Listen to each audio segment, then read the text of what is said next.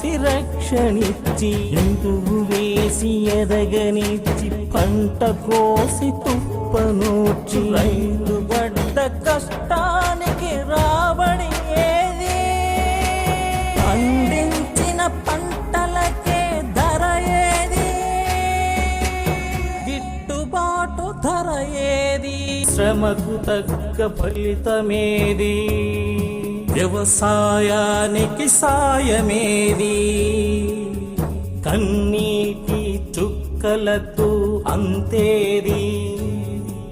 భరోసానిచ్చే ప్రభుత్వమేది? రైతులే